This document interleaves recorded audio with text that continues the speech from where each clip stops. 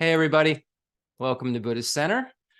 Tonight, we are once again looking at this beautiful poem by Lama Tsongkhapa called The Foundation of All Good Qualities, the Source of All My Good, begging for a mountain of blessings. And each of these stanzas are like keys that open kind of rooms of realization. And it gets bigger, the room, and bigger and bigger and bigger as we, walk through all of these rooms that are required to go through in a sense of realization in order to get to that final kind of unlimited expanse of Buddhahood, where we have this mind that's omniscient, and cares for others so much that it forces bodies to emanate that are completely reliable in terms of being able to help every single sentient being in the universe to whatever their capacity is. And when I say whatever their capacity is at that very moment, to be able to hear just a little bit of the truth, or to know just a little bit of what he or she needs to know in order to evolve spiritually a tiny bit more. And this is how we evolve.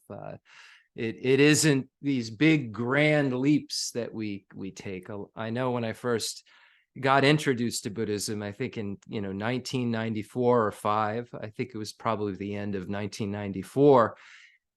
I just figured that, you see, growing up, you learn, you watch movies and, you have a lot of kind of mystical ideas, if you're from my generation, about Star Wars and Jedis and, the Force. And you kind of have this idea now, I'm sure, fill in your generation's kind of mystical ideas. And kung fu and flying monks. And, I had this idea that now I've kind of stumbled into a quick way to be able to have all of this magical stuff happen. And it was not why I showed up. I showed up because of my dissatisfaction with having, encounter suffering over and over again. And I didn't seem to want it, but it seemed to keep happening. And I seemed to want to be able to make decisions better than I was making. But there was something that was disallowing me to make the decisions that I even wanted to make that would, even at an empirical level, lead to my happiness. So there was a dissatisfaction that, just generally speaking, that I found related to having to suffer over and over again. But also the main dissatisfaction was the lack of control that I seemed to have of my own mind.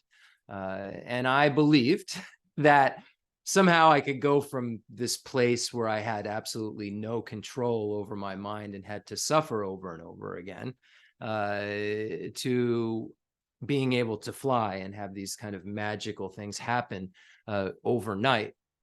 And that is not what happened.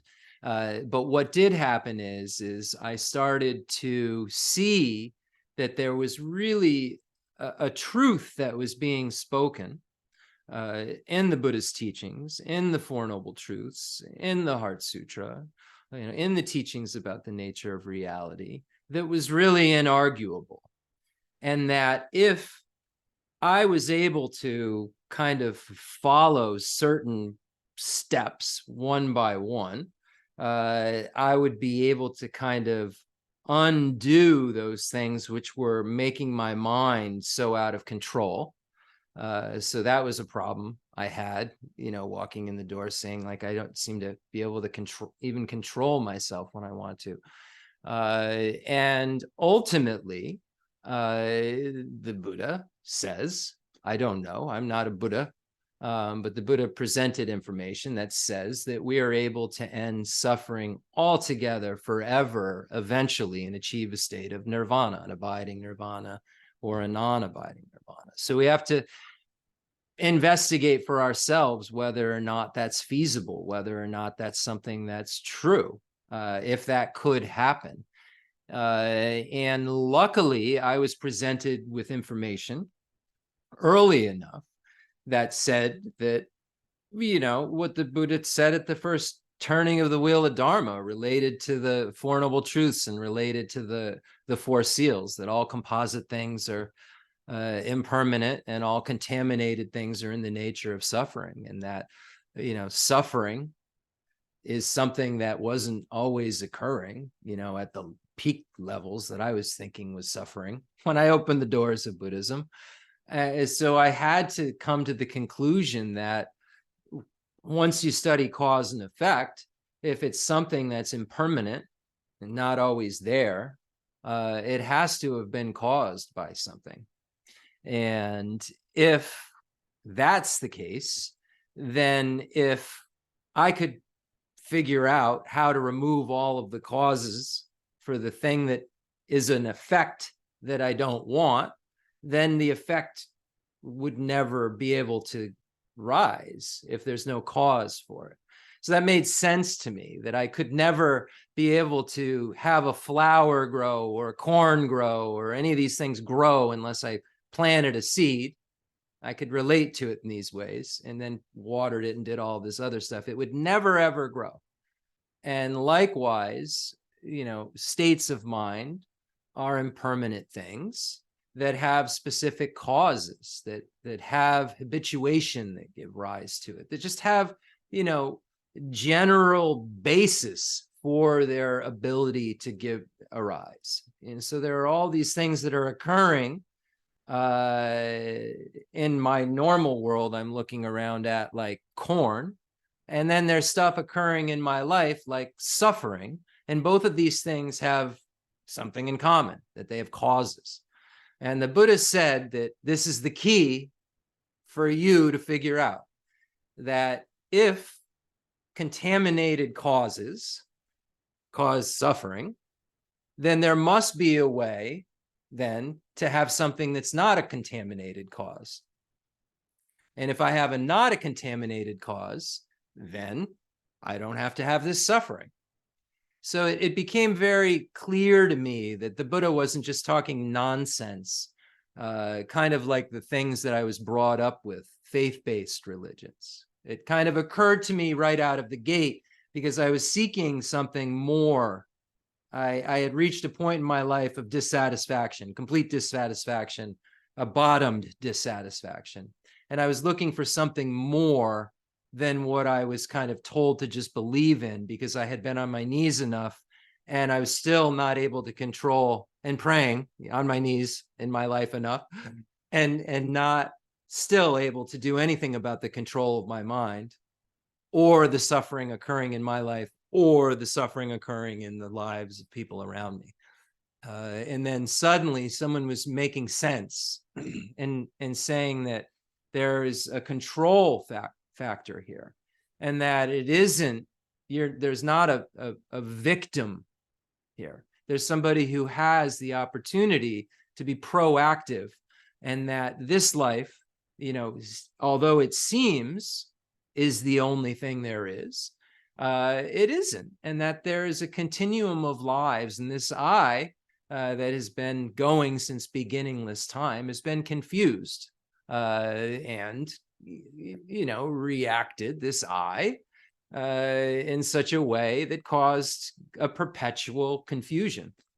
But now we have this opportunity to question whether or not that makes sense, because we've been presented with information that says the confusion is confusion. It isn't reality. Even though our normal state of confusion we think is reality, the Buddha says question it and see, does it tally with reality? See if the things that make you so uptight are worth it, and see if the uptightness could end somehow. See if you start to apply antidotes to discursive uptightness, if your discursive uptightness settles down or not. The Buddha said, do this operation on yourself. Apply these antidotes that I've said, and if they don't work, then don't do them. It wasn't do them because I said, and I'm the Buddha. The Buddha gave a lot of prescriptions, gave a lot of medication in terms of spiritual practice to a diverse group of folks. And that medicine, we wouldn't say, oh, take a diabetes medicine for your heart condition. There was a diverse amount of folks with the, this person had more problem with anger, more, this person has diabetes. This person has more problem with lust. This person has a heart condition. You don't give these two people, the diabetic and the heart patient, the same medicine. And the Buddha was running around for a number of years, omniscient. Imagine you're omniscient. You have a caring mind, and all you want to do is help each person you meet. And now everything you say, everyone's writing down. This is why we have to cut and rub the Buddha's teachings. And we have to be able to say, okay, if this philosophy that I'm being presented with, say I'm following the Pali tradition that, is really reinforced by the Vaibhashika school. Really, that's the Vaibhashika school is the main standpoint within that tradition, for the most part. If I'm willing to say, this is it and that's final, then I'm not following what the Buddha said. If I'm not open-minded enough to look at what maybe Nagarjuna said, and if Nagarjuna is able to negate the Vaibhashika school with logic and reasoning, the Buddha said, cut and rub it and check this. So we have to be open-minded. And even within the Nalanda tradition, be open-minded to all of the different beauties found within the different traditions of all of Buddhism, and see if it tallies with the final view. See if there's something that's negatable in terms of ultimate truth.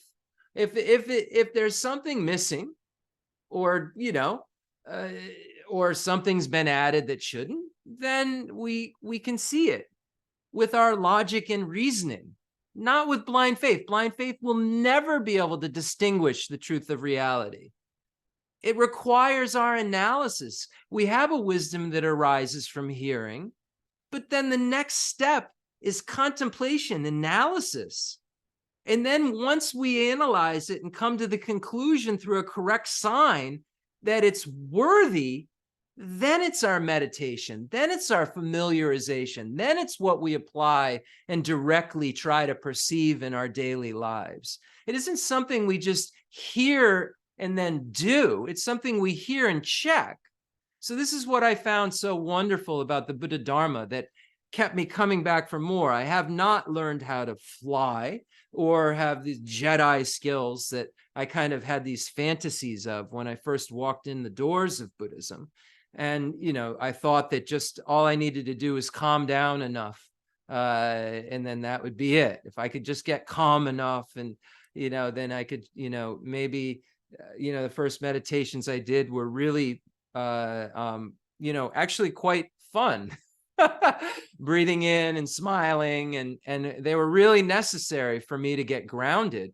But they were really just something that was a means to be able to get to the next steps that are completely necessary. Just understanding impermanence and understanding, even having a yogic direct perception of impermanence, your impermanence and phenomena's impermanence will not cut the root of cyclic existence. So there's something more that has to be understood. Understanding impermanence can suppress things. It's kind of like the idea, stay away from bad friends. But that implies that if you get around that bad friend again, your habits will be right back.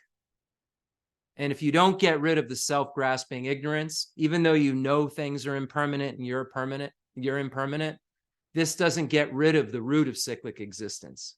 It only gets rid of what's kind of above the root of cyclic existence. And it can suppress behaviors and suppress things. But if you don't go to that next step, understanding impermanence can be a basis from which you can then dive deeper into understanding the selflessness of person and phenomena. But understanding just impermanence alone is not the path. It is absolutely not the path, the liberating path, and it will never lead you out of cyclic existence. So I just encourage all of you who are studying, who are new to Buddhism, don't be satisfied with partial instructions. I'm talking to a hugely diverse audience in different platforms, and don't be satisfied with partial instructions. Don't be satisfied with just a one book, and you go somewhere and learn for a month or something, and then this becomes all you have to do. This is your lifelong practices. True scholars who've gotten anywhere in meditation have relied upon an enormous amount of understanding and reasoning through relying upon accurate scriptures. And there are those special folks out there, the 1 in a million, that have some imprint that they can then really go directly cut to the point. But that's the rarity. And I know that a lot of us have these kind of egos, this idea that I'm a monarch and that I'm that person. But if we're really honest with ourselves, and we know how our minds work, and we're led around by attachment and aversion and ignorance and jealousy and pride and discursiveness most of the time. If I'm honest with myself, I'm led around less of the time than I was, but still most of the time in terms of, what I find acceptable. I would say it's most of the time I'm led around by these things still in terms of what I find acceptable. Because, okay. So with that being said, let me screen share. Thank you, everybody, for being here tonight. And so what I want to do is let's do what we always do. Let's share this gift of the Dharma with all sentient beings. We know that the way that we will become enlightened is by eventually learning how to put others' needs before our own, which is, such a tall order to ask of somebody with such a self-cherishing attitude like me, to be able to put every single sentient being's needs before my own. But when I start to investigate and I start to look at through logic and reasoning how I would achieve my ultimate aims, it's by doing that. So the first part is, may I become a Buddha for the sake of all sentient beings. It doesn't say, so if I want, so what is a Buddha? A Buddha is someone who no longer has afflictive obstructions. So it means a Buddha is someone who's no longer has the thing which keeps you bound to samsara, no longer has anything that makes him or her suffer, but has also gotten rid of the obstructions to omniscience. And this is the special feature of the enlightened state of Buddhahood that you don't find in the enlightened state of a hearer, a solitary realizer. And by having done this, he or she not only doesn't suffer, but has the ultimate state of bliss, perfect love, compassion, wisdom, skillful means, and power, 24/7, that doesn't stop and never will end. So it's a feature of love and compassion and of caring for others and wanting others to have happiness and the causes of happiness, and wanting them to be free from suffering and the causes of suffering. And a special attitude that says, I'll take it upon myself, the task of doing this, that the person kind of comes to the conclusion of, that ripens into a bodhicitta that makes him or her into a bodhisattva. And then that actual task becomes something that becomes more realistic as he or she becomes more qualified to do so, because less and less self-cherishing is there. So a bigger and bigger mind is there. And the bigger the mind, the more reliable the mind, the more self-cherishing the mind, the more closed in, the more kind of minimal ability to expand is there. So we're trying to mimic in a contrived way what great beings will actually, what we will do when we become those great beings, we become those holy beings. Buddhism is a very, as I said, a process of taking small steps that sometimes only we notice. We're the ones who know our mind and how much our mind is dwelling in the fangs of the afflictions throughout the day. We're the ones who know this. We can outwardly act any way we want, or we run into people and they see us for 10 minutes in a day, and they can make a judgment and say, oh, this person's like this or that person's like that. But we know from year to year, from week to week, what our minds are like. So we know that this evolution is possible if we engage in the practices, and we can judge that by looking at the state of our mind, the calmness of our mind, the clarity of our mind, the realistic kind of nature of our mind, and our mind's ability to, even when it freaks out, how quickly does it spring back to not freaking out, because we're going to, or how, when we become angry, how long do we allow inappropriate attention to juice it up, or and how quickly do we apply an antidote? So we know that this is a Dharma that, will help all beings evolve. And it's something precious that's been given to us, shared with us. So let's share this with all sentient beings, imagining in our minds that we're able to do what we will do when we're bodhisattvas, as I was saying, and we'll be able to do at the most ultimate level when the afflictive obstructions and the obstructions to omniscience are removed through the path of accumulation, preparation, seeing, meditation, and no more learning that all of us will go through in order to be able to become those perfect beings we will become, because we all have Buddha nature, and a natural Buddha nature, the emptiness of our mind, and the maturing Buddha nature, this mental consciousness that's in the nature of clear light and unsullied. It's clear in knowing, and it just isn't, it's clearly knowing contaminated things. And in the future, we can clearly know the uncontaminated, and it will be through the path of maturation that we're talking about tonight. And every single sentient being has to go through that same path of maturation. So bring all hell-hungry ghost, animal, human, demigods, and gods here to be your guest. So just take a moment and imagine that you're bringing all beings here without any kind of bias. It's the bias that keeps us from having a peaceful mind.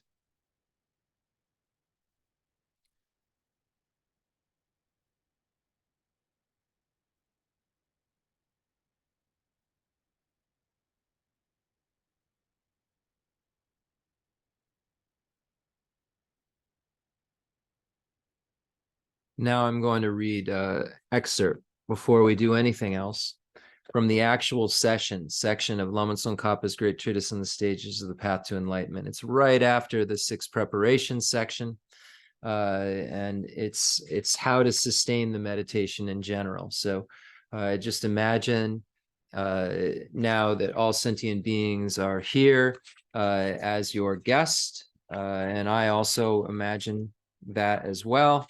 And this gets our minds kind of aligned with the idea of sharing. Most of the time when we have something that's been given to us freely, a gift, if it's worth something, we keep it in a special place and don't share it with anyone. Some people keep it in a bank vault if it's worth enough.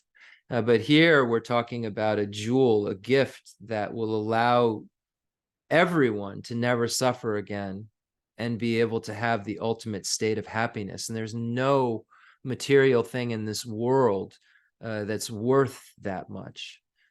So just rejoice in the fact that we're sharing this, and we're thinking in such a way, and we're just trying to make our minds less miserly, make our minds just more apt to have an expansive kind of love and compassion for others, and an empathy for others. In the language of the gods, nagas, and yakshas, in the language of demons and humans too, and however many kinds of speech there may be, I shall proclaim the Dharma in the language of all. That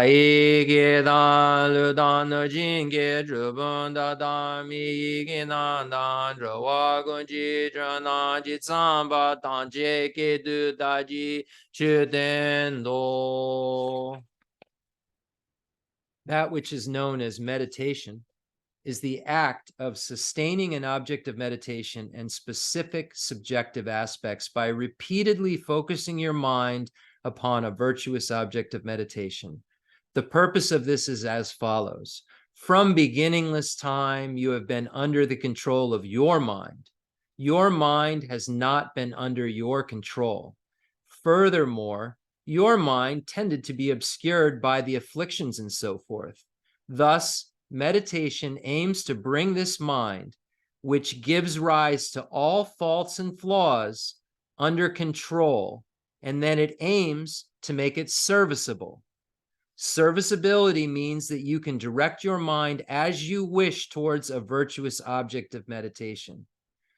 So, wow, I remember when I first came into the doors of Buddhism, compared to now, because I'm one who knows my own mind, what a difference in this serviceability. I mean, just the level of anger and the level of frustration. And like I said before, I was in a band, a hardcore band, like that was just an angry music screaming at the world about, what a victim I am and how wrong everyone is. And as soon as everybody figured this out, we would all be in utopia somehow. If everybody just thought the way that I thought, then the whole world would be. And this is, and it's like in the early stages of Buddhism, thinking that somehow that this was compassion, even like still doing it, still, now it's like wrathful or something. So yeah, this serviceability that, makes me wake up in the morning and want to improve the quality of my mind, first thing, is different. And it is slow progress, because it's saying since beginningless time, you've been under the control of your mind, not since yesterday, not since like 4 weeks ago. It's talking about a time that I can't find a beginning to. When I say this moment's consciousness was caused by a previous moment's consciousness from a previous moment's consciousness, I don't logically come up with the first moment of consciousness unless I say that something illogical happened, where some manifestation from elements unlike consciousness made consciousness, or something other than my consciousness made my consciousness imperfect through their perfection. With like only perfect ingredients, they created imperfection. So there's no logical way that I can posit anything except no beginning to this consciousness. And now I'm here, and now another moment, all these moments have passed. So then now I'm seeing there's future to the consciousness. I have to. I mean, we've been talking now for 45 minutes or a half hour or something, right? An hour, I don't know. We've been talking. It didn't just happen. We aren't just only here now. Be here now. Well, we were here a half hour ago too. I was looking at you. So we're seeing consciousness has this thing we can trace backwards, and then it goes forwards. We can't see forward. We don't have those mental powers. Some people do. I don't. We can't see forward now, but we can logically assume there's forward because we just did it. So we see that since beginningless time, I'm just trying to this is how long we've been messing up. We've been kind of incorrectly looking at things and out of control. Our mind has not been doing what we tell it what to do.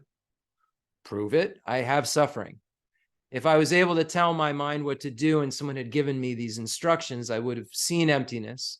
I'd, as a bodhisattva, and gone through the 10 bodhisattva grounds, got rid of the afflictive obstructions to omniscience, and I'd be pretending to be Jeff, but I'd be like a Buddha, and I'd be telling you in your own individual way exactly what you need. But I have this handicap, which I don't have a clue, really, what you individually need. So I give you a broad brush according to what I read, and what helped me, which may not even help you. So I see my limitations, even in this seat, sitting here as a teacher, because I have such a lack of qualification compared to even somebody who's on, entered the Mahayana path as a bodhisattva.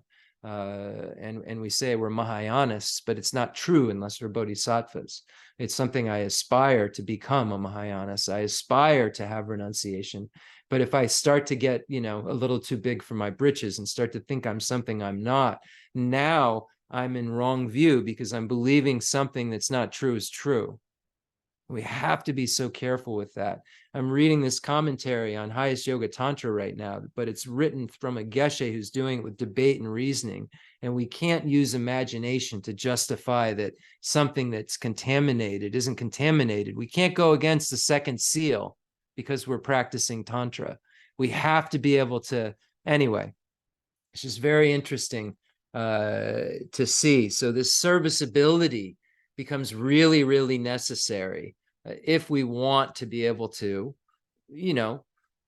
not screw up throughout the day in ways that cause us empirical reality problems, and then not screw up throughout the day in terms of apprehension and the way we kind of think about things that cause us like long-term, over and over and over again, being thrust into a set of these aggregates, right, that we aren't choosing, and we don't like all the experiences in. So this serviceability allows us to like start to move our minds in this way that is towards what we're really aiming at, and that's not suffering and having happiness. So you might try to sustain your meditation by jumping to this and that object of meditation. So this is very common. You go to this tantric initiation, that tantric initiation. Now we meditate on this, meditate on that, and meditate on that. And Atisha made the joke that you Tibetans seem to have thousands of deities and don't see any.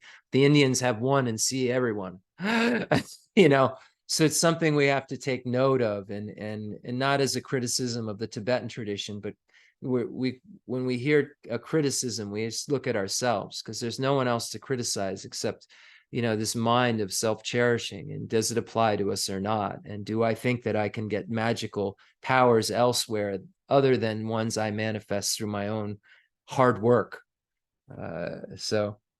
You may consider setting up according to your wish a variety of virtuous objects of meditation in no specific order. Like, I'll just think about whatever. I'll just kind of have an awareness of whatever's coming into my mind and just think about virtuous things. Or though you may do this, you'll not be able to take up your object of meditation with this method. So you won't be able to then point it at something.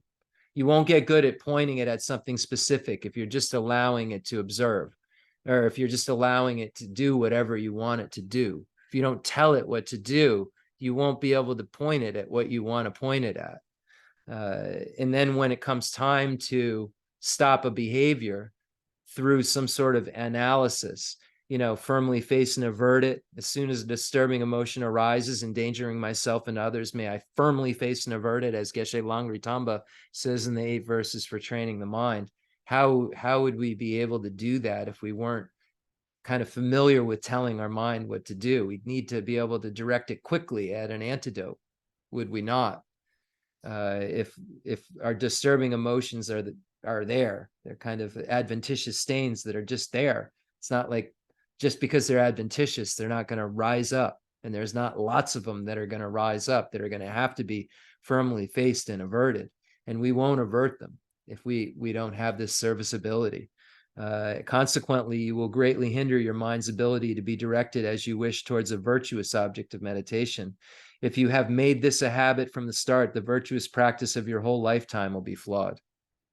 So you see how that you won't have the ability to get to where you need to. Therefore, from the beginning, firmly determine the definite order and enumeration of whatever objects of meditation you wish to sustain. Then strengthen your will by repeatedly thinking, I will not set up something that is different from what I have determined. Without exceeding or falling short of what you have determined, sustain your meditation with mindfulness and introspection or vigilance.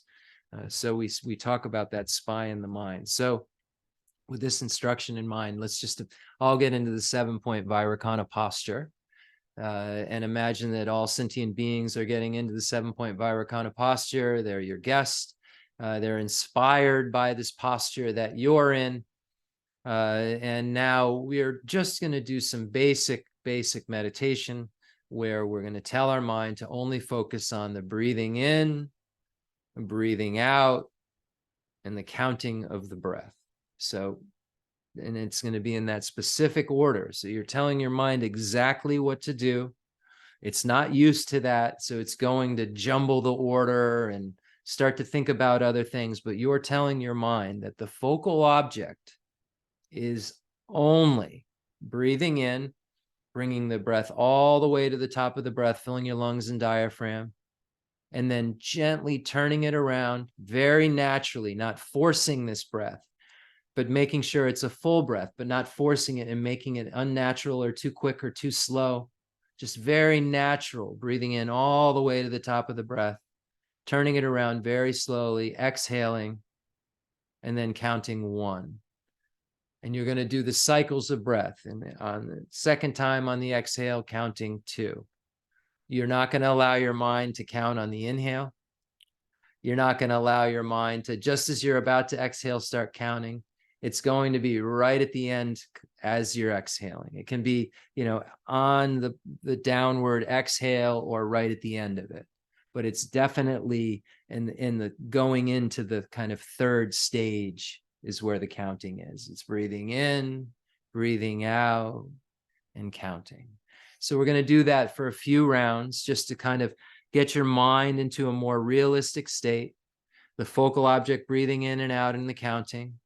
You're going to look out for any kind of obstacles to meditation, such as excitement or distraction or kind of a scattering of your mind. You're going to look out for that. There's a spy in your mind called introspection that is going to check to make sure that mindfulness is holding the object. Mindfulness is not forgetting the focal object. Focal object breathing in and out in the counting. So now you have a spy checking to make sure that that's all that's going on and the mind isn't wandering off somewhere else and excited or kind of scattering. The other problem in meditation that comes up is that you can get kind of a darkness or a sleepiness, laxity, lethargy, almost like your meditation is hypnotizing you. And now you're kind of focusing on the focal object, but it's not brilliant. It's not bright. Meditation isn't supposed to just be, calm and dull. Meditation is supposed to be the calmest level of mind that's the most brilliantly illuminated mind. So it's a bright, illuminated, calm mind. You don't want it to be dull and sleepy, kind of like zoned out, and you don't want it to be scattered. So these are things you're going to look out for. You have a spy in your mind that's called introspection or vigilance that's looking out for it. And if any of this stuff's going on, it's making you fall off the focal object in a way that isn't so stable and so clear, mindfulness grabs it back because you've told your mind it's going to behave in a very, very specific way. So we're going to allow our minds to get calm and almost feel as though the energy in the room is coming down as well, so that it allows for your environment to support you. Your physical body posture supports your mind's peace. Your environment supports your mind's peace. And it's all because of your mind is what's in control of all of your experience. So if you can get your mind to a state of peace, everything around you will be affected by that.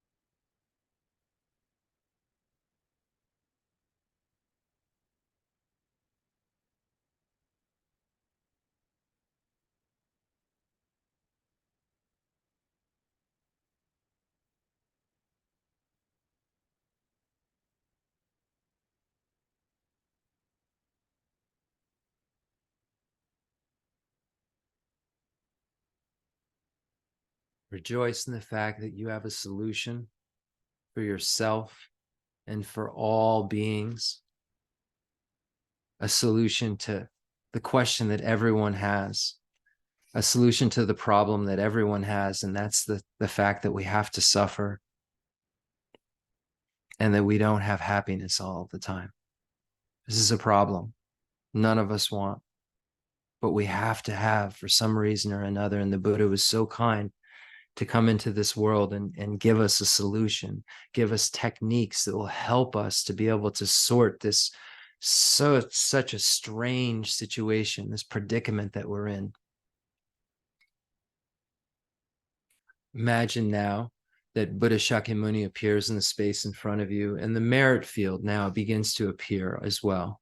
The merit field consisting of all of the enlightened beings. You've now brought all beings here to be your guests, and imagine that they begin to witness all of the holy beings in the space in front of them, that they will rely upon, the scriptures they'll rely upon in order to be able to free themselves from suffering, to be able to discover the same truths as these enlightened beings who no longer have afflictive obstructions or obstructions to omniscience have relied upon. Imagining Buddha Shakyamuni in the space in front of you, imagining His Holiness the Dalai Lama on a very secure throne, imagining Khenso Geshe Wandak sitting on a lotus inseparable from Aryatara, imagining Geshe Lobsang Gompo and Demolocha Rinpoche and Khenso Lobsang Gyatso, imagining Geshe Dorje Damdu and Umzala Geshe Aga and Geshe Mala Tenzin Ladra and Jeffrey Hopkins, Lama Alan Wallace, imagining Ani Tupten Chodron, Shadow Rinpoche, Lama Zopa Rinpoche, any being you consider an enlightened being, anyone you consider holy,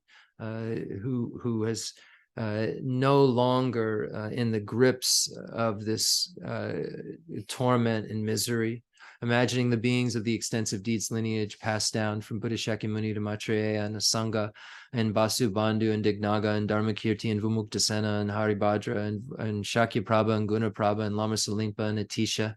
Imagining the holy beings of the profound view lineage passed down from Buddha Shakyamuni to Manjushri and Nagarjuna and Buddha Palita and Arya Deva and Chandrakirti and Shanti Deva and Baba Vega and Chandrarashita and Kamala Shila, and again imagining Lama Salimpa and a Lord Atisha, imagining the beings of the lineage of blessings passed down from Buddha Lord Vajradhara to Saraha, Matripa, Tulopa, Naropa, Lotsawa, Marpa, and Milarepa, and Gampopa, imagining Atisha passing down the Lamrim lineage to Drone Tompa and the three old Kadampa lineages, the holy masters of the Nyingma, Padmasambhava, Sakya, Sakya Kunganimpa, Sakya Pandita, the Kaju, all the Karmapas, the Galupa, Lama Tsongkhapa and Kirtap Jay and Jelsop Jay and Basu Chuji Jetson and Pension Son Andrapa and Janja Rupi Dorje and Gontra Jimmy Wampo, imagining Jayan Sheba, and Jetsumba, all of these holy beings, the seventh Dalai Lama, we're so connected to these beings, and it will be these beings' teachings and so forth that we rely upon that will allow us to achieve the states that they've achieved,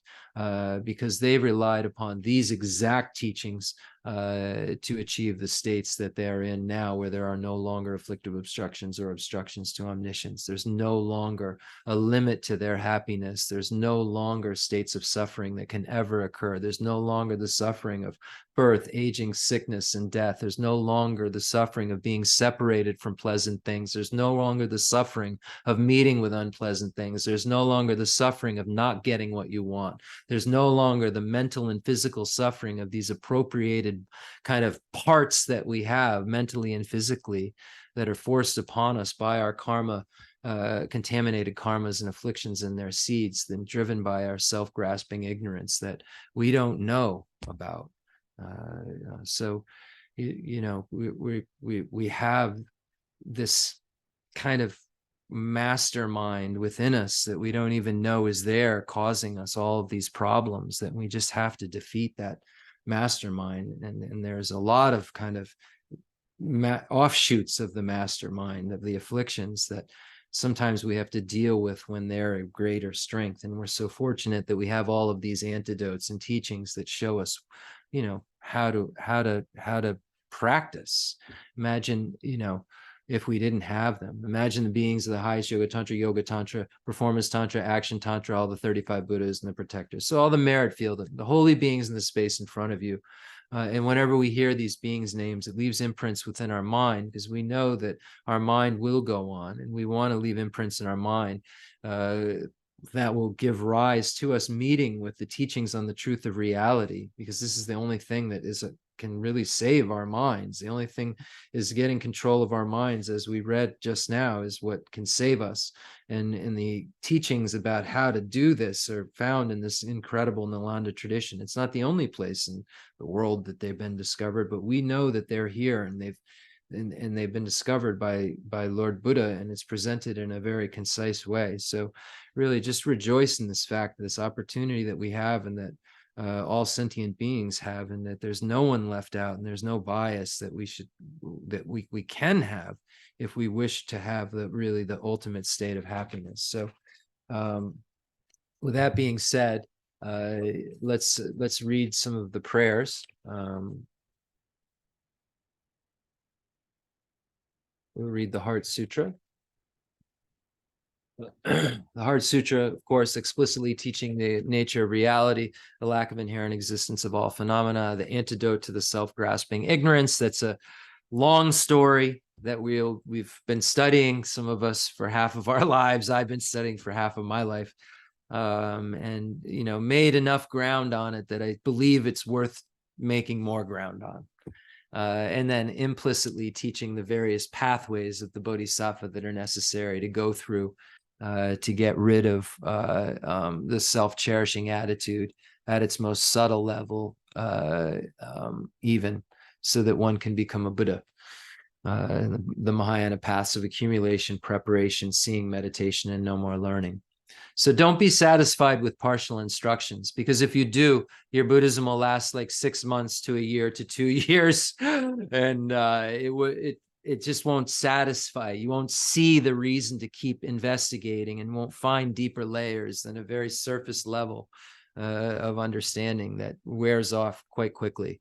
Sutra of the Heart of Transcendent Knowledge. Thus have I heard once the Blessed One was dwelling in Rajagiri at Vulture Peak Mountain, together with a great gathering of the Sangha of monks and a great gathering of the Sangha of bodhisattvas. At that time, the Blessed One entered the samadhi that expresses the Dharma called profound illumination. At the same time, noble Avalokiteshvara, the Bodhisattva Mahasattva, while practicing the profound Prajaparamita, saw in this way, saw the 5 skandhas to be empty of nature. Then, through the power of the Buddha, Venerable Shariputra said to noble Avalokiteshvara, Bodhisattva Mahasattva, how should a son or daughter of noble family train who wishes to practice the profound Prajaparamita? Addressed in this way, noble Avalokiteshvara, the Bodhisattva Mahasattva, said to Venerable Shariputra, O Shariputra, a son or daughter of noble family who wishes to practice the profound Prajaparamita should see in this way, seeing the 5 skandhas to be empty of nature. Form is emptiness. Emptiness also is form. Emptiness is no other than form. Form is no other than emptiness.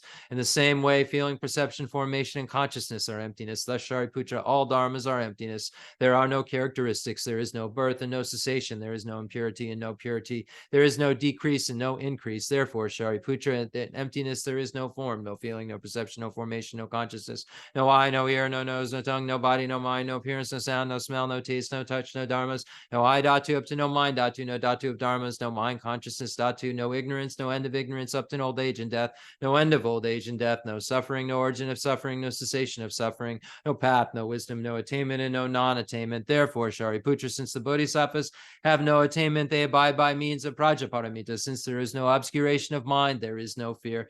They transcend falsity and attain complete nirvana. All the Buddhas of the 3 times by means of Prajaparamita fully awaken to unsurpassable, true, complete enlightenment. Therefore, the great mantra of Prajaparamita, the mantra of great insight, the unsurpassed mantra, the unequaled mantra, the mantra that calms all suffering, should be known as truth, since there is no deception. The Prajaparamita mantra is said in this way: Te ata on gate gate paragate parasangate bodhi soha. Thus, Shariputra, Bodhisattva Mahasattva, should train in the profound Prajaparamita. Then the Blessed One arose from that samadhi and praised noble Avalokiteshvara, the Bodhisattva Mahasattva, saying, Good, good, O son of noble family. Thus it is, O son of noble family. Thus it is. One should practice the profound Prajaparamita just as you have taught, and all the Tathagatas were rejoiced. When the Blessed One had said this, Venerable Shariputra and noble Avalokiteshvara, the Bodhisattva Mahasattva, that whole assembly in the world with its gods, humans, asuras, and Gandharvas rejoiced and praised the words of the Blessed One. Ngala jibe nejo damba ne nguje duju ngai du do jen ru ba bo la ma yi bo jen zi ne zong gandro zo la sha zi lo agasamara jasandara samara ve agasamara jasandara.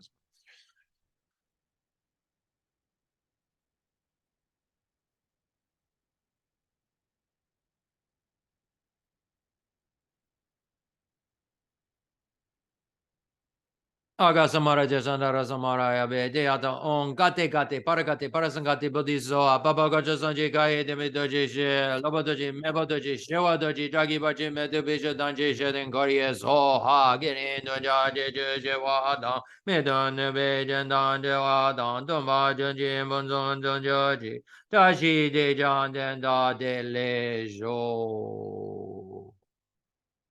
We'll make a mandala offering in Tibetan. Lai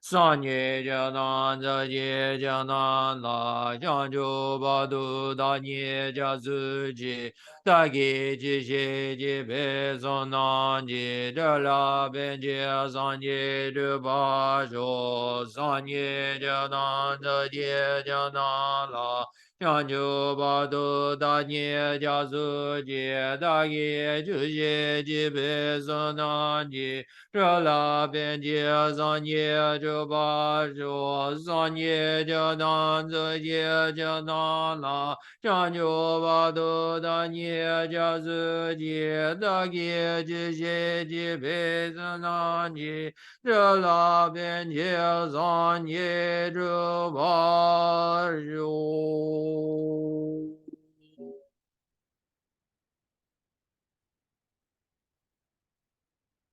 Enthused by great compassion, you taught the immaculate Dharma to dispel all perverted views. To you, the Buddha Gautama, I pay homage. If you're attached to this life, you're not a spiritual practitioner. If you're attached to samsara, you have no renunciation. If you're attached to your own self-interest, you have no bodhicitta. If there is grasping, you do not have the view.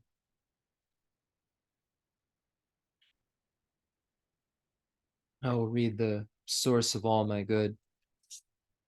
And we've been going over the section dealing with calm abiding and special insight, and specifically talking about calm abiding and looking at, the preliminary ideas about calm abiding and, what we would need and what would be some prerequisites and so forth. So we've really just gotten into the beginning of teaching on calm abiding. Calm abiding is, if we look at the etymology of calm abiding, we're calming our mind from external distraction and abiding on an internal object of observation. So we've been talking about what it would be like if we could figure out one and then sit on that object. If we could calm our mind so much that we could sit on an object of observation while having kind of a bliss and a mental and physical pliancy for as long as we wanted, without any interruption, without our mind doing anything other than that.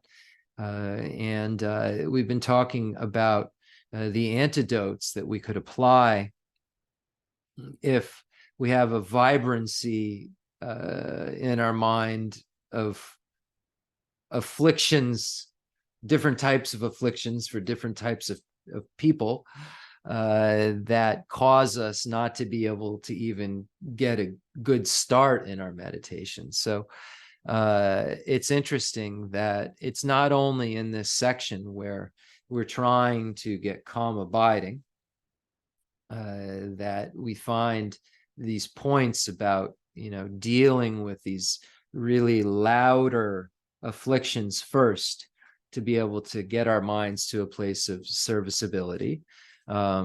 It's also mentioned in the section, if you look at it in Pabunka Rinpoche's Liberation in the Palm of Your Hand, and of course, any sections on ethics, And it says that, that the afflictions, the vibrancy of the afflictions, cause us to engage in non-virtuous activities. So we can see how much sense that makes also. And if we want to live an ethical life, if we have tons of attachment, it's going to be harder for us to abstain from non-virtuous activities of our body, speech, and our mind. It's going to be harder for us if we have this overwhelming aversion that's always constant, ever present in our mind, and we're making decisions based on anger. We're making decisions based on attachment, and we're juicing our minds up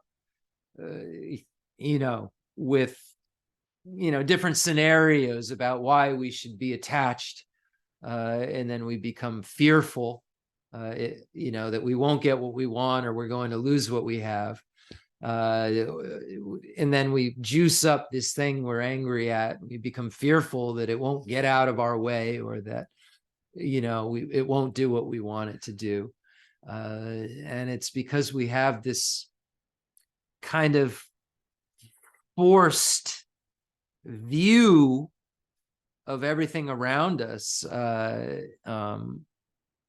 being all about us.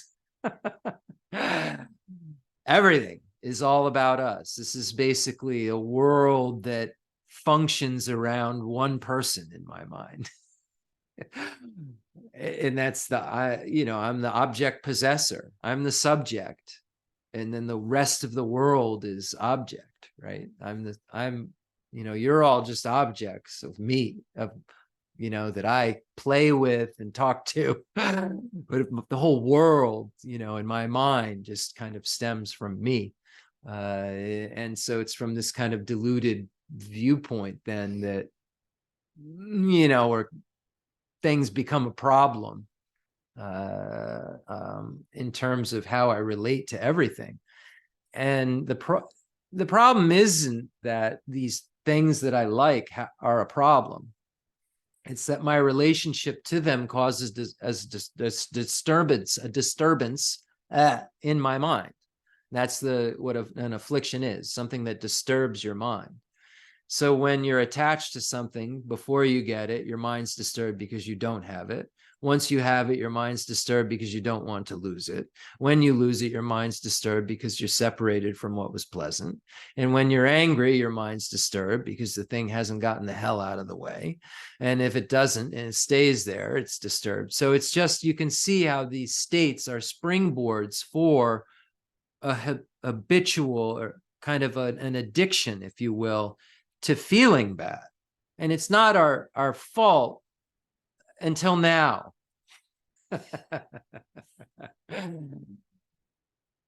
Now it kind of, is our fault.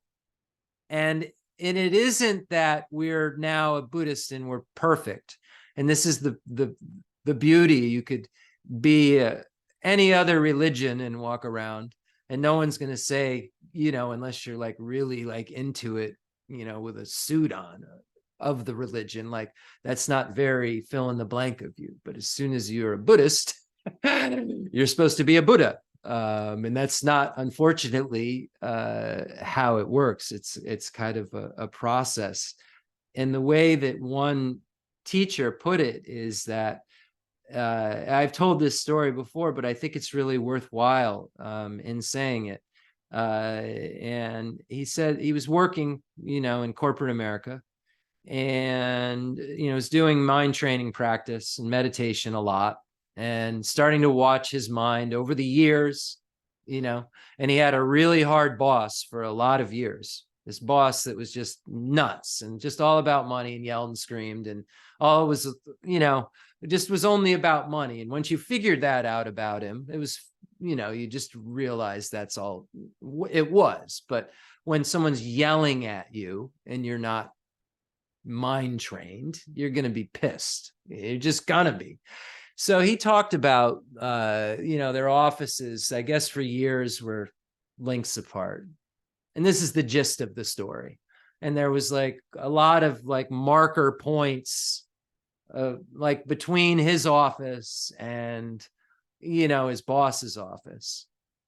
And he said that when he started to first practice and everything, his boss would go nuts, and he internally would just be going nuts, and he'd be yelling sometimes back at the boss, and then he would get wouldn't even like notice that he got to his office, didn't even really know he got there, and he'd be in his office just thinking about how crazy this is. And then the Buddhist teachings would maybe like even the next morning he'd be like, oh my gosh, I did it again, I can't believe it.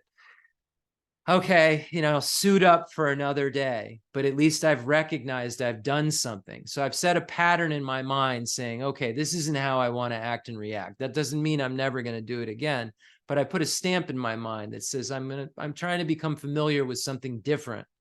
So he said that over the course of time, as he did more and more meditation and more teachings and more logic and reasoning, that he started to see that he got into his office and had realized, I've done this again. He didn't wait till he got home the next morning or at the end of the night. He was suddenly realizing how asinine his reaction was, behaviorally even. And by the time he was in his office, sitting there for 5 minutes, 10 minutes, then he started to see that he didn't say stuff back, but he was mad and was, but there was behavioral correction. And, so there was some mindfulness there that had stopped something, but still the feeling inside, and not an ability to be anything but mad, but not, going to maybe lose your job, just maybe red face. You get in the office and then try and do some practice and make it go away. But he said that he started to see that he could find mind training at the water fountain, which was halfway to his office, and start to see that, okay, this is just a yelling boss that's empty of inherent existence. That's a manifestation of some karma that I've created that's concordant with making a yelling boss happen. So I've done something that's making this arise. And this poor chap, is just meeting with me, who he or she can't do anything but make, because of some habitual karma from their past. This poor chap is doing this business, and, if I'm yelling back, then they're going to do more of this business and create more of a mess for themselves. So then there's compassion that starts to come in. And he said that it was amazing to be able to see after years, not 1 month or 2 months, the difference in the mind's ability. And then he said, I don't know, you would get to a place, almost inferring that he did. I don't know if he did. In my mind, I didn't. Said then one day you just see the movement and the noise, and there's nothing there except compassion. And the thought of, how can I be of most help right now to this person by taking in everything they're saying without getting myself in the way. So I don't know. But that's evolution. That isn't chopping wood and you see emptiness. That's mind training. That's day after day, sitting down on a cushion and then saying, when I get off the cushion, I'm going to think like I did on the cushion. It's easier to, when you're alone on a cushion, to have wonderful thoughts than when you're met with the things that you are trying to learn how to do better at. So that's, what I've learned in the short period of time that I've been around. And I say short period of time, and I mean it. When we look at some of these masters that like Rinpoche is 8 years old and, and wants to be a monk, and, he's lived to his late 80s and just didn't stop, and still was looking at texts and just finding just wonder and amazement in the teachings of, the Tara and so forth. Just really just to see the vibrancy of his practice and the vibrancy of his ambition for meditation and prayer, and not saying, hey, this really didn't turn out to be worth it. I knew him for half of my life, and he never gave me anything except pure confidence. And all he did is he sat on his like bed and Indian style when he wasn't teaching. He wasn't, out driving nice cars. He didn't care about any of that. He could be found usually on a bench talking to a homeless person if he was out walking around. And there's a huge lesson there. There's a huge, huge lesson there for all of us. And so let me read the source of all my good.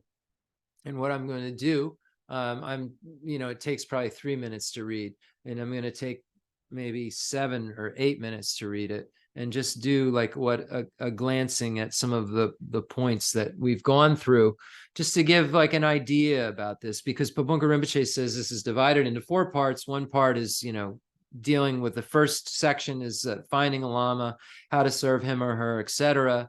The next part is what you do once you found a lama, and it's dealing with, the next following stanzas almost to the end. And then the third section is the second to last stanza, dealing with, prayers that you're, always with the, good spiritual friends and, teachers, and, not having obstacles in you or outside of you. And then the final category of never being separated from perfect teachers and being able to, fulfill all the qualities of every level and path. So let's just take a peek at what that would look like, and then we'll dedicate the virtue and so forth once I get to the end of the source tonight. We'll go do the concluding prayers, beginning with the prayer of the flourishing for Tsongkhapa's Lama Tsongkhapa's teachings. Hold on. So they have this book, right? These books, Buddhism, like in a nutshell or something. So I find like, okay, are you sure? You sure? You got it all in there, So I'm sure that Tsongkhapa in 14 stanzas did it. So we can always compare anything. And I've never read the book. I just saw like it's popular or something. So this isn't a judgment on anything. So don't take it in that way. It's just me saying like we can compare any summary that says this is all of Buddhism. Does it contain this? And that's what I love about these 14 stanzas. We can measure anything against it. If the whole path there, does it contain all this? Okay, the source of all my good by Lama Tsongkhapa, the foundation of all good qualities. The source of all my good is my kind Lama, my Lord. Bless me first to see that taking myself to him in the proper way is the very root of the path, and grant me then to serve and follow him with all my strength and reverence. Again, I always say this, Lama Tsongkhapa wrote this, it says him. Lama Tsongkhapa's teachers were male. Lama Tsongkhapa wrote this, but we know that, male or female, all beings have Buddha nature. There are geshes, geshe-mas. We have completely qualified male and female teachers. So you could say taking myself to him or her in the proper way, but it would be corrupting Lama Tsongkhapa's writing, meaning that would be making not what he wrote. And if you know the historical context, he's speaking to his teachers that he had, such as Randawa and so forth. So we just had in Manjushri, we have to just put this in the context always when we read anything like this, so there's no offense taken. And we understand that all beings have the same exact potential to remove afflictive obstructions and obstructions to omniscience. And there is no, difference in the emptiness a male or a female sees, or the bodhicitta a male or a female gets to become a bodhisattva. So we just have to know this. Bless me first to see, and bless me first to realize. So that first stanza deals with the first category of Pabunka's text, how to find the teacher and what serve him or her. And in the commentary, we see serve him or her. Bless me. So now we get into what you do once you found a teacher. Bless me first to realize that the excellent life of leisure I found just this once is ever so hard to find and ever so valuable. Grant me then to wish and never stop to wish that I could take its essence night and day. So what we do is we first, generate this idea of this human basis that we have that's incredible, that has these 8 leisures, and become familiar with it, so that we're inspired to then take the essence of it, which would mean, how would we take its essence? We would somehow figure out how to have happiness and be free from suffering. If there was, a way that this life could be used to never have to suffer again, and have the most complete happiness possible, it would make sense to do whatever that was to make that occur. I mean, you would go to school and you do all kinds of different things to have worldly results happen, and you hope you're happy. If you knew there was a guaranteed happiness, then you would day and night work towards that if you were smart. And it's saying here, this life that you have, we know, even in our case, in our own personal situation, loved ones come down with illnesses that they never saw coming, and we never know when, we will have that exact same thing happen to us, and whether or not tomorrow morning we'll even be alive. So many different things can happen with car accidents, and different environmental disasters just suddenly occur no one saw coming, or bombs start dropping that no one could ever believe that peace wouldn't be forever. And we have this very moment an opportunity to learn how to never suffer again and have happiness forever. And we have the steps right in front of us that are presented in this incredible text. So it would be by following these steps that would mean that I'm taking the essence of this life that's so hard to get if we look at what we are normally have been involved with in terms of our mind, and we look at, how our mind works and how we seek out things we're attached to and push away things that we're so angry at. Generally speaking, we're involved in ignoble things, and it leads to the future suffering. And somehow or another, we created causes that are so hard if we look at how we normally think during a day. And if non-virtue leads to the, not a human basis, we had to have done a whole lot of incredible virtue to have this human basis. And if we don't see how valuable it is, we'll just waste it. We'll waste it chasing after material things that'll never, ever bring us the kind of happiness that we can find if we just get control of our mind. So we should make a wish here, it says, and never stop to make this wish, that we can make use of this life instead of just wasting it, chasing after things that won't make us satisfied. And then when we pass away, the deeds that we've done chasing after those things will only lead us to suffering. So it's being wisely kind to ourselves by trying to engage in practices that not only in the long term, but in the short term cause us more peace and happiness. My body. So then we recognize this potential we have. And then the reality is that my body and the life in it are as fleeting as the bubbles in the sea froth of a wave. Bless me first to recall the death that will destroy me soon, and help me find sure knowledge that after I've died, the things I've done, the white or black, and what those deeds will bring to me, follow always close behind, as certain as my shadow. Grant me then ever to be careful to stop the slightest wrongs of the many wrongs we do, and try to carry out instead each and every good of the many that we may. Here we recognize that we have this human basis that we should be taking advantage of. But then the topic of death and impermanence comes into the Lam Rim, and we recognize that death will come and nothing can stop it. We have no idea when that's going to happen. And the only thing that can help us is Dharma. What does that mean? The only thing that can help us is Dharma. Well, all of the virtuous things that I've done will lead to happiness. All of the non-virtuous things that I've done will lead to suffering. I've learned this through the Dharma. This is the Dharma. This knowledge of this behavior modification is what will really lead me into my future ways in terms of, what actions and their results.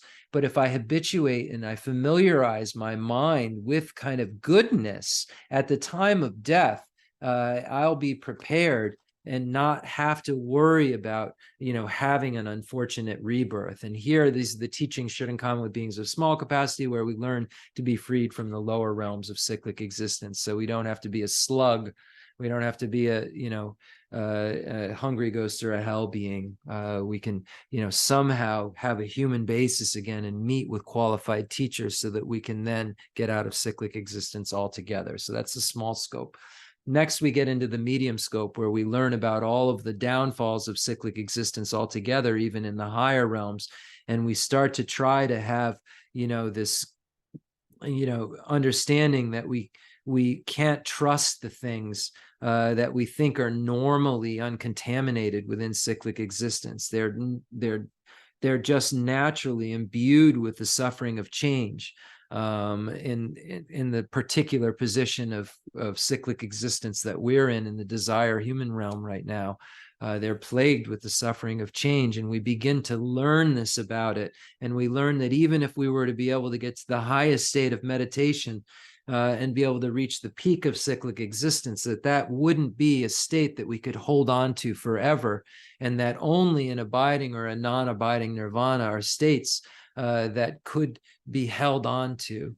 So in this case, we're speaking about an abiding nirvana, because these are talking about the paths of the hearers and solitary realizers that are in common with the paths for the bodhisattva. This is why they are called teachings shared in common with beings of medium capacity, the hearer and solitary realizer vehicle being the medium capacity practitioner, but shared in common with the bodhisattva vehicle, because all of the teachings shared in common with beings of small and medium capacities are the stepping stones and the practices necessary for the being of great capacity of the perfection vehicle, or the resultant tantric vehicles. So now the teachings for beings of medium capacity, that we find the Four Noble Truths, the four seals and so forth, the 12 links of dependent origination. All of these teachings are found within this section and are also applicable and carried forward into even the tantric paths. So we have to see these as foundations. We have to realize and have to understand, and not try to skip ahead, because if we have to get to the upstairs of a house, I was talking about keys entering rooms. If we're outside, we can't expect to get to the upstairs, bedroom, if we haven't gone through open the front door with the key, and then made it upstairs. We have to go through all these various stages to get into the room that's upstairs. We can't expect to just be outside and then enter suddenly into the room upstairs. We have to go through all of these stages. Likewise, Buddhahood is a result that only occurs if the stages are traversed that are necessary. Bless me to perceive all that's wrong with the seemingly good things of this life. I can never get enough of them. They cannot be trusted. They are the door to every pain I have. Grant me then to strive instead for the happiness of freedom. Grant that these pure thoughts may lead me to be watchful and to recall what I should be doing. Grant me to give the greatest care to make the vows of morality the essence of my practice. They are the root of Buddhist teaching. So here we find all the teachings of the Four Noble Truths and so forth, teachings shared in common with beings of medium capacity, that also, if you're stopping here, the teachings shared in common with beings of medium capacity, the teachings for beings of medium capacity would also require the teachings shared in common with beings of small capacity. So we have to recognize that a medium scope practitioner has to practice the small scope. I have slipped, so now we get into the teachings for beings of great capacity, and then I'm just going to say the teachings for beings of great capacity, starting with aspiring bodhicitta, then moving on to engaged bodhicitta, and then moving from the perfection vehicle teachings that have been, presented, into the tantric vehicle, the resultant vehicle, up to the completion stage of highest yoga tantra that everyone will have to do. Buddha Shakyamuni did in order to become fully enlightened and have all the afflictive obstructions and obstructions to omniscience removed. Okay, I have slipped and fallen into the sea of the suffering life. Bless me to see that every living being, everyone my own mother, has fallen into. Grant me then to practice the wish for enlightenment, to take on myself the task of freeing them all. Bless me to see clearly that the wish itself is not enough. For if I'm not well trained in the three moralities, I cannot become a Buddha. Grant me then a fierce resolve to master the bodhisattva vows. Grant that I may quickly gain the path where quietude and insight join together, one which quiets my mind from being distracted to wrong objects, the other which analyzes the perfect meaning in the correct way. way. Grant that once I practice well, the path shared, and become a vessel that is worthy, I enter with perfect ease the way of the diamond, highest of all ways, holiest door to come inside for the fortunate and good. Bless me to know with genuine certainty that when I've entered thus, the cause that gives me both the high attainments is to keep my pledges and my vows most pure. Grant me then to always keep them, even at the cost of my life. Bless me next to realize as well as I can the crucial points of both the steps, the essence of the secret ways. Grant me then to practice as the holy ones have spoken, putting all my effort in and never leaving off the practice of the 4 times highest that there is. Bless me, grant me that the spiritual friend who shows me this good road and all my true companions in this quest live long and fruitful lives. Bless and grant me that the rain of obstacles and things within me or outside me that could stop me now stop and end forever. In all my lives, may I never live apart from my perfect lamas. May I bask in the glory of the Dharma. May I fulfill perfectly every good quality of every level and path and reach then quickly the place where I become myself, the one who holds the diamond. Prayer for the flourishing of Lama Tsongkhapa's teachings. Though he's the father, the producer of all conquerors, as a conqueror's son, he produced the thought of upholding the conqueror's Dharma in infinite worlds through this truth. May the conqueror Lozong's teachings flourish. When in the presence of Buddha Indraketa, he made his vow, the conqueror and his offspring praised his powerful courage. Through this truth, may the conqueror Lozong's teachings flourish. That the lineage of pure view and conduct might spread, he offered a white crystal rosary to the sage who gave him a conch and prophesied. Through this truth, may the conqueror Lozong's teachings flourish. His pure view, free of eternity or destruction, his pure meditation cleansed of dark fading and fog, pure conduct praised according to the conqueror's orders. May the conqueror Lozong's teachings flourish. Learned since he extensively sought out learning, reverend, rightly applying it to himself. Good, dedicating all for the beings and doctrine. May the conqueror Lozong's teachings flourish. Through being sure that all scriptures, definitive and interpretive, were without contradiction. Advice for one person's practice, he stopped all misconduct. May the conqueror Lozong's teachings flourish. Listening to explanation of the 3 Pitakas, realized teachings, practice of the 3 highest higher training, his skilled and accomplished life story is amazing. May the conqueror Lozong's teachings flourish. Outwardly calmed and subdued by the hearer's conduct, inwardly trusting in the 2 stages practice, he allied without clash the good paths of Sutra and Tantra. May the conqueror Lozong's teachings flourish, combining voidness explained as the causal vehicle with great bliss achieved by method, the effect vehicle. Heart essence of 80,000 Dharma bundles. May the conqueror Lozong's teachings flourish by the power of the ocean of oath-bound doctrine protectors, like the main guardians of 3 beings' paths. Quick acting Lord Vaishravana Karmayana, may the conqueror Lozong's teachings flourish. In short, by the lasting of glorious gurus' lives, by the earth being full of good learning, reverend holders of the teaching, and by the increase in the power of the patrons, may the conqueror Lozong's teachings flourish. If you're attached to this life, you're not a spiritual practitioner. If you're attached to samsara, you have no renunciation. If you're attached to your own self-interest, you have no bodhicitta. If there is grasping, you do not have the view. Concluding mandala offering and dedication prayer. The fundamental ground is scented with incense and strewn with flowers, adorned with Mount Meru, the 4 continents, the sun and the moon. I imagine this is a Buddha land and offer it. May all sentient beings enjoy this pure realm. I dedicate whatever virtues I have collected for the benefit of the teachings and of all sentient beings, in particular for the essential teachings of Venerable Lozandrapa to shine forever. I send forth this jeweled mandala to you, precious Guru.